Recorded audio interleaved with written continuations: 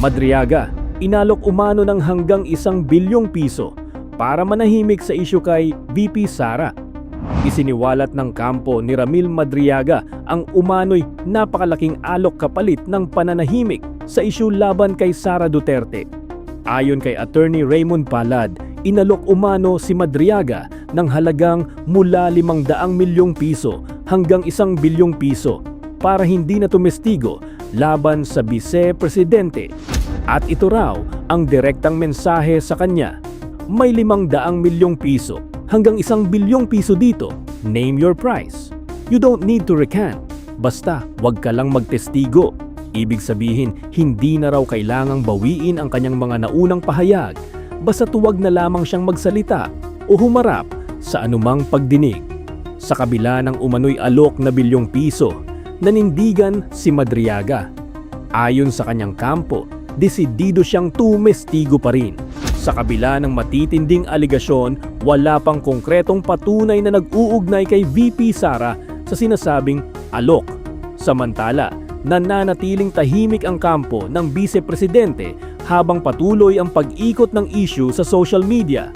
Para sa mga taga-suporta ni VP Sara, malinaw umano na ito ay bahagi lamang ng mas malawak na atake laban sa kanya sa gitna ng mga umiinit na usaping politikal. Sa ngayon, ang tanong, may katotohanan ba ang paratang? O isa lamang itong panibagong yugto ng politika? Ombudsman Jesus Crispin Boying Remulla, napaamin po ng wala sa oras. Totoo po ito, mga kababayan. Sa isa pong interview sa ating ombudsman, abay kinumpirma po, pinatotohanan po niya na yung bahagi po ng testimonya ng 18 ex-soldiers kung saan doon siya pinangalanan bilang ang taong nakipagpulong sa ICC personnel kasama po si Antonio Trillanes, kinumpirma po niya ni Boying na totoo po iyong nangyari. Na yung bahagi po ng testimonya ng 18 ex-soldiers ay pawang katotohanan po iyon. Ibig sabihin, si Boying na po ang dapat nating panghawakan na isa sa mga nagpapatotoo at nagpapatibay na itong testimonya po ng 18 ex-soldiers ay dapat paglaanan po ng pansin. Hindi dapat baliwalain. Hindi dapat i-discredit gaya ng ginagawa ni Senator Pinky Lacson. Kasi mga kababayan, nitong mga nagdaang mga araw, mula nang lumantad yung 18 ex-soldiers na yan, hindi ba't puro tangge yung mga pinangalanan doon? Isa na doon ay si Trillanes, sinasabi niya na wala raw pong katotohanan yung mga sinasabi doon ng 18 mga sundalong iyon. Ang sabi pa nga ni Trillanes magfa-file daw siya ng reklamo laban dito sa 18 ex-soldiers, pati na kay Attorney Baligod na siyang nagpresenta at humahawak doon sa 18 ex-soldiers na yon. Magfa-file daw siya dahil hindi raw yun totoo. Pawang kasinungalingan daw laban sa kanya yung pinagsasasabi doon sa testimonya.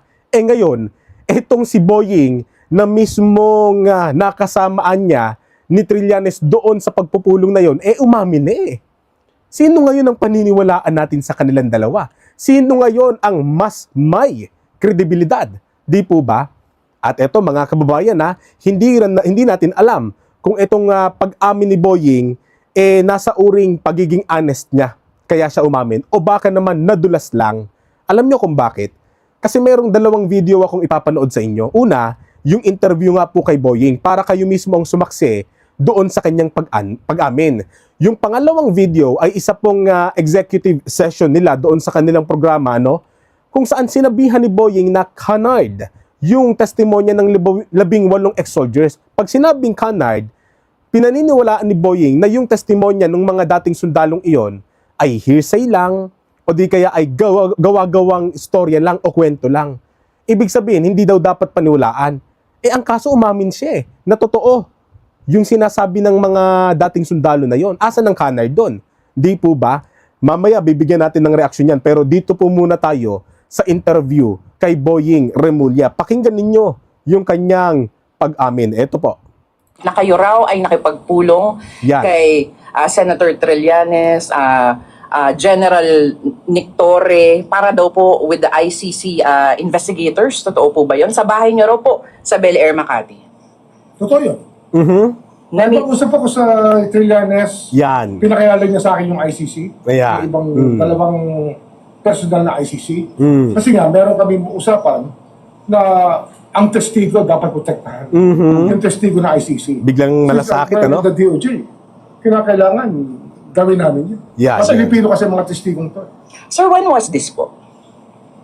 Last, hindi ko na maalala eh. Maybe Yan.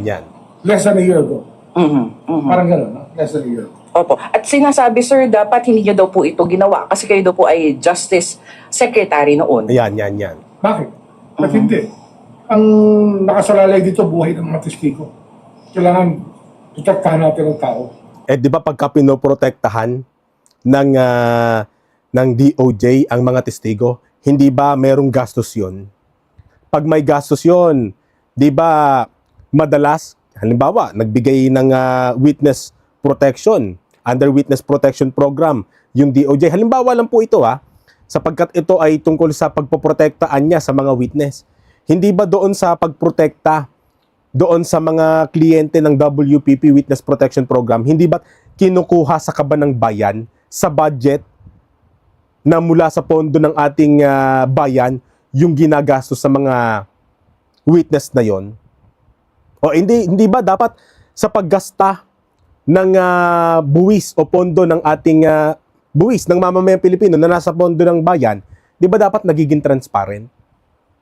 Eh bakit itong si Trillanes todo tanggi? Na kesyo wala raw nangyaring ganun, wala raw pagmi-meeting.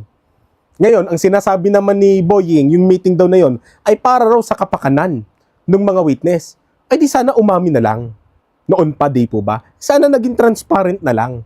Kasi sa ginagawa nila na pagtanggi at pagtatakip sa mga ganong sitwasyon, anong lumalabas mga kababayan, di ba nagkakaroon ng bahid?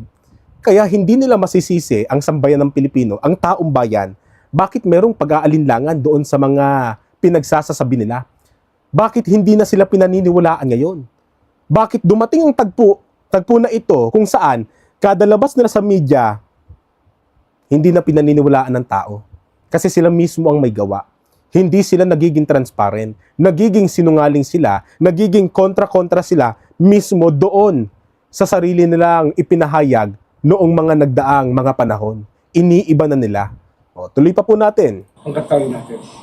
Kasi sir, ang sinabi daw po is hindi na daw po makikipag-ugnayan Yan. ng Pilipinas sa ICC. Pero na yun. No. Nagbago na lahat eh. Nagbago na lahat. Para naman natin. O, di ba? Okay, heto na nga no. Pakinggan po natin itong official statement ng lawyer nitong si Vice President Inday Sara Duterte na si Attorney Panelo. Okay? Bakit sinampahan niya ng kaso itong si Madriaga? Okay? So, marami pong tanong ang media kay Attorney Panelo, no? Kaugnay po dito sa ginawa ni Vice President Inday Sara Duterte. And this is a good thing. Lagi kong sinasabi yan dito sa vlog ko na magandang move po ito na kinasuhan na po ni VP Sara yung mga gumagawa ng kwento na pamimintang, no? Panlilin lang sa taong bayan na itong si Madriaga ay self-confessed bagman di umano ni VP Sara, na malaking kasinungalingan po yan.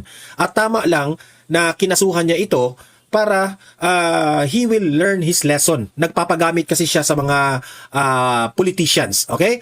Pero while VP Sara is protecting sa kanyang sarili, ay todo naman itong mga kalaban ng mga Duterte patungkol po sa impeachment niya. Yan po ang ating tatalakayin ngayon, no? Na walang tigil, nagkakraming na po ang mga kalaban ni VP Sara na itong impeachment complaint laban kay VP Sara ay talagang gusto nilang ituloy. Kasi ano na malapit na ang 2028. Kaya marami dyan. Mamaya makikita ninyo sino itong mga taong ito na atat na ipursige itong impeachment na ito. Okay? Without further ado, panoorin natin itong official statement ng attorney ni Vice President Inday Sara Duterte. Heto po.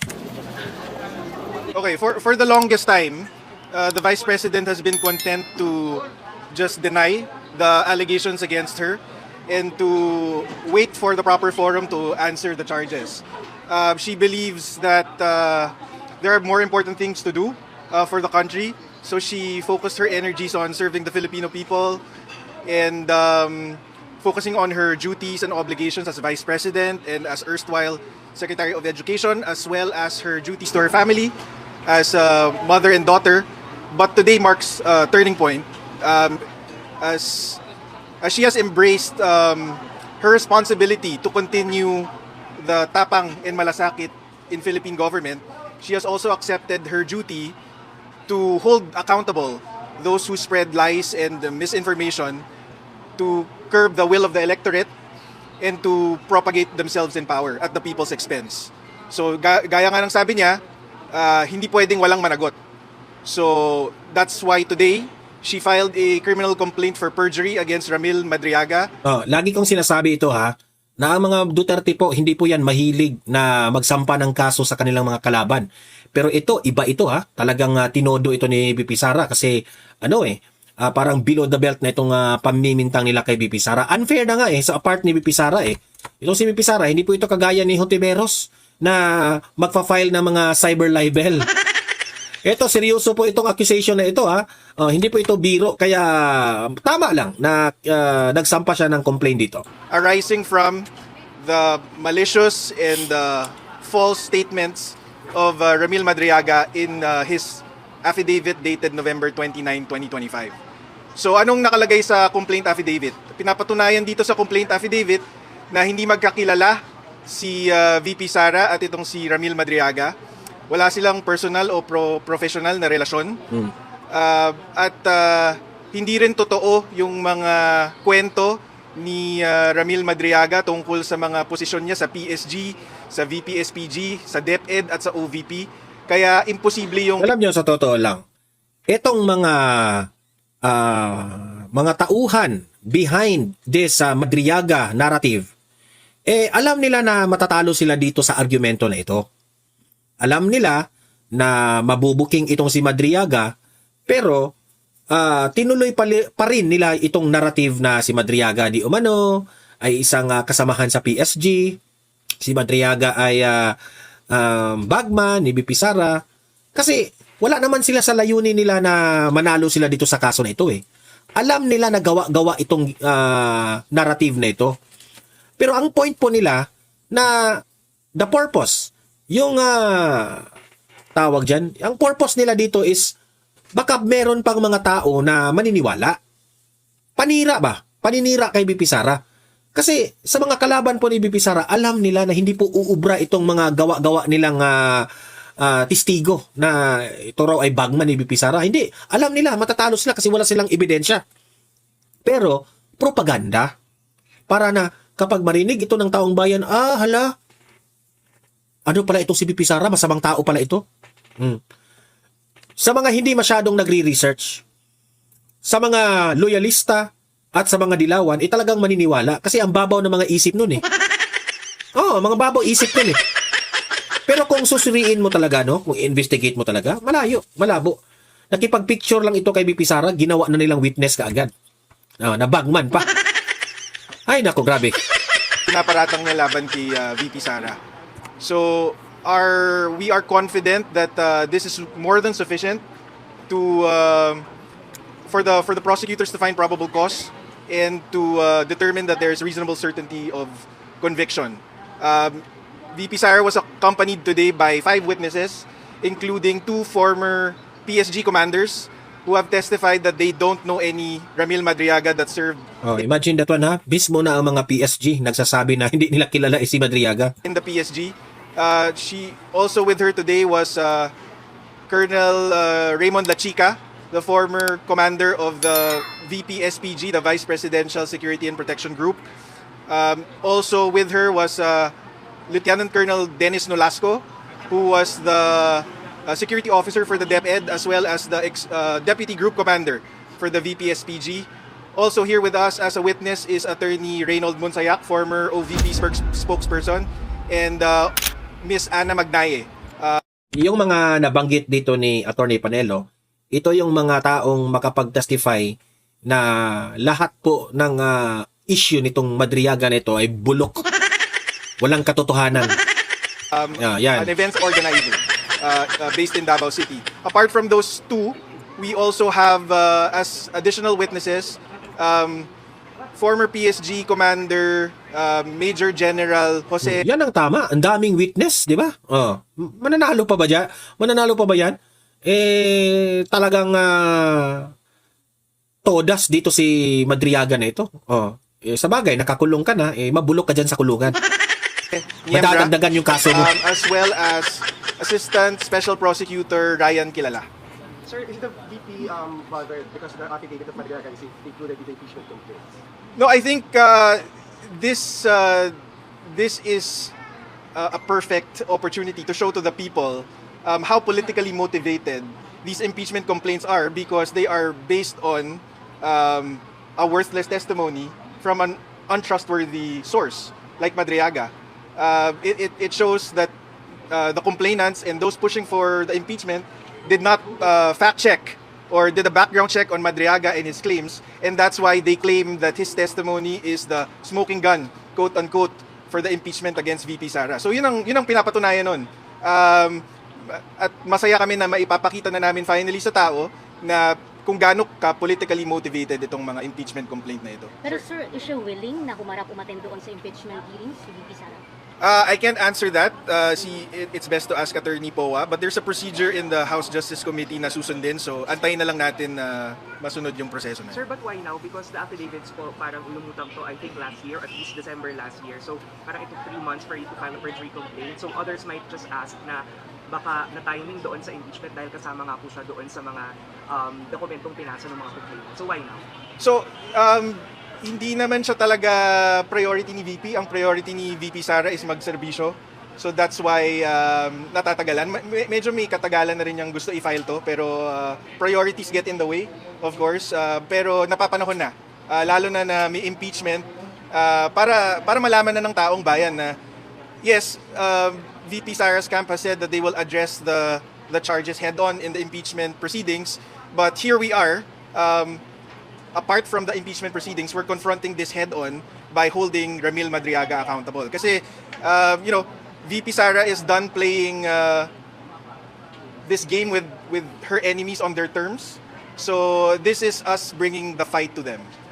Kasi kapag napatunayan na may perjury dito si Madriaga, syempre kulong yun. Dahil criminal case ito. Sir, so legally, sir, how will this affect the impeachment complaints? Kasi yun po yung sinasabi nilang bagong ebidensya dito sa mga final ngayong 2026. So how will this be affected? Well, the filing itself shouldn't affect it because these pieces of evidence are not yet submitted to the House Justice Committee. But I think in time, these same documents and evidence will be presented to the House Justice Committee when VP Sara is asked to file her answer. So our guess is that this will shatter the impeachment complaints if they're relying on the Madriaga affidavit for merit. Sir, Attorney, I just want to ask, you've mentioned that VP Sara does not know who Ramil Madriaga is. Yes. But Attorney Palad, Madriaga's legal counsel said the Vice President visited him twice, even offering a help for his case related to kidnapping. May we get an information about that? So that's already debunked by Secretary John Vic Remulla himself. VP Sara never visited Ramil Madriaga in jail or anywhere else, and she has no reason to visit him. Sir, are there additional complaints being considered against Madriaga? Not at this time. Not against Madriaga, yes. Abangan. Clue, sir. Wala pa. So sir, just to clarify, pwede naman i-deny na lang din ulit. Sabi nyo kanina, dinedeny lang naman ni VP Sara before, kaya hindi nag-file ng case. Timing sa mga impeachment hearings natin. Kasi noon kasi ang paniniwala niya, katulad din ng paniniwala ni Pangulong Duterte noon na karapatan ng tao na mag-file ng kaso. So hayaan na lang. Pero pagka hinahayaan kasi, pwedeng hindi sila natatakot na magsinungaling, maggumawa ng kwento, sumira ng buhay. Ngayon, dinidikit nila ngayon sa impeachment, ang kahulugan nun or ang possible consequence nun is, for example, subvert yung will of the people. Kasi gusto mong tanggalin ang isang duly elected official ng bansa. So, tanggap ni VP Sara na duty niya, obligasyon niya na harapin to at panagutin si Madriaga. Ang turning point, sir? Turning point? I'm not privy to the turning point. But we spoke about this for the first time in, I want to say, January or early Feb. Siya mismo nagsabi na ituloy na ang kaso. Siya ang nagsabi mismo na hindi na pwedeng hayaan lang tong mga to. Sir, bukod kay Madriaga, may Kasi ang dami ng beses na binugbog ng pamimintang ng mga kalaban, no? Pero hinayaan lang ni VP Sara. Ang dami nilang bintang sa mga Duterte pero hinayaan lang ng mga Duterte kasi hindi po hilig ng mga Duterte na magkaso, especially sa usaping politika. Pero ngayon, talagang sinampahan na nila kasi hindi na pwedeng hayaan ito nakasalalay na po ang kanyang posisyon. At ang kanyang ang posisyon na ito ay talagang dinidismantle ng administrasyon.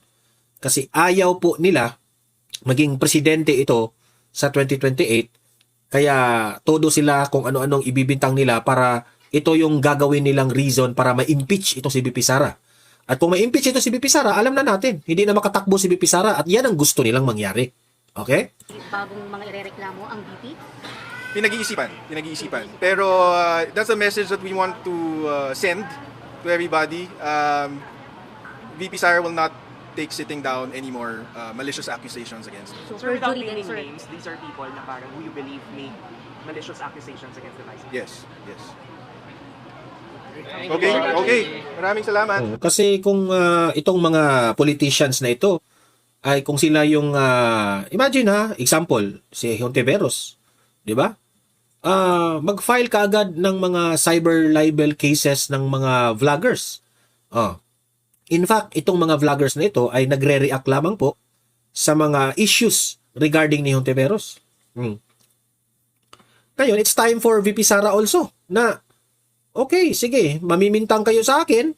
Especially, hindi ito cyber libel itong kay VP Sara. Perjury ang kinaso niya dito kay Madriaga. Good luck sa'yo. Bulok ka ngayon dito sa kulungan na ito. Diba? Wala nang pag-asa makalabas yan. Ngayon naman, ay ito sumisikat ngayon itong si Congressman Suntay. Kasi matapang na nafi-feel ko na itong si Congressman Suntay ay kinampihan itong galawan ng impeachment. Hindi ko alam kung talagang kinampihan niya directly si VP Sara pero parang siya lang yung congressman na nagko-question dito sa mga issues. Okay? Which is tama naman itong ginawa ni Congressman Suntay. Pero watch ka, hinarang na naman ni Dilima.